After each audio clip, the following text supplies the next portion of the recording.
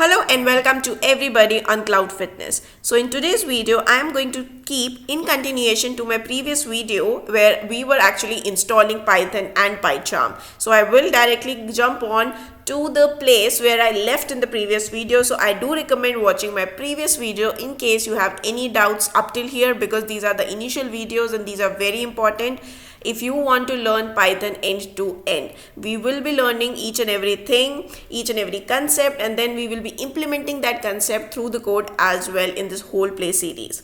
So as we move ahead, basically we reached till this point, right? We downloaded PyCharm, and the moment we opened PyCharm, it looked like this, right? There was on the left hand side you had projects, and let's click on creating a new project over here. So the moment we do that, we are actually supposed to give the location where we want to store our project, right? You can provide any location. Let me say Python project 01. I'm giving it a name. Now if you look here, Python interpreter, right? Here we will actually always choose previously configured interpreter over here. In case you do not see any option over here, just click on add interpreter. If you are downloading it for the if you have downloaded it for the first time, you will not see anything over here.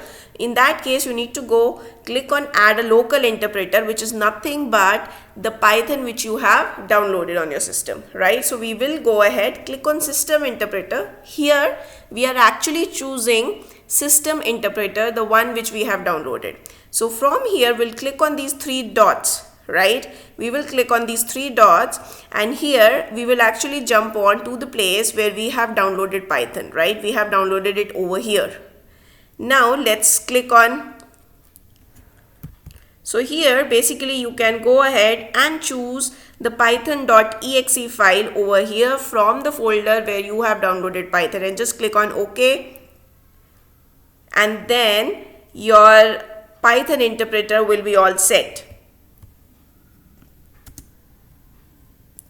Let me choose it and then click on OK, and let's click OK over here. So you can see that the interpreter appears over here. So now if you look at it, what exactly it is? PyCharm is essentially using the Python interpreter that you have downloaded, right? And then just click on create. So basically this whole UI opens, which is nothing but the UI, the IDE software that I was talking about. Now I'll just remove the sample code over here. Let me just close this. Now if you see, if I want to type any piece of code, right, I can actually write it over here. I can simply say print cloud fitness, right? And if I want to run it, I have this option at the top, run. Right, the moment I run it, you can actually see this is the place where you can actually see the output over here, right? So if any piece of code that you want to write, you can write it over here in the file and you can see the output. Now similarly, so this is my Python project 01, right, which is created. Also, if I say this is a main.py file, right? Now in case you want to create a new file, right, you can simply click on new file over here, right? You can actually see that there are multiple options over here: file, scratch file, directory. If you want to create a folder, Python package, Python file, anything that you want to create, you can actually go ahead and create it. That is why I said you can actually organize your code very well over here. So let me click on Python file. So let's say I'm saying test.py, right? Now the moment I say that and I click on enter, you can actually see a new file gets appeared, which is test.py. Again, I can write any piece of code over here. Right now I'm not writing anything just because we are at the very initial stage. So we will be discussing all these things in the detail. So now if you look at this test.py, right?